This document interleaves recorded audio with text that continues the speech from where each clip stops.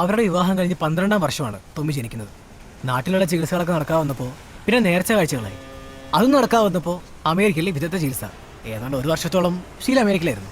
ഇത്രയും കഷ്ടപ്പെട്ട് കിട്ടിയ കൊച്ചിനെ ഇങ്ങനെ ഇഗ്നോർ ചെയ്യാന്ന് പറഞ്ഞ അവർക്ക് വട്ടാണോടി? വട്ട അവൾക്കല്ല, അവളുടെ മറ്റവനാ. നീ അതിനയാളെ ഒരിക്കലല്ലേ കണ്ടിട്ടുള്ളൂ? എടി മണക്കൂസേ, അവർ അമേരിക്കയിൽ പോയി ചെയ്തത് വല്ല ആർട്ടിഫിഷ്യൽ ഇൻസെമിനേഷൻ ആയിരിക്കും. സ്വാഭാവികം. എന്ത് സ്വാഭാവികം? മനുഷ്യരാണ് ചേട്ടാ.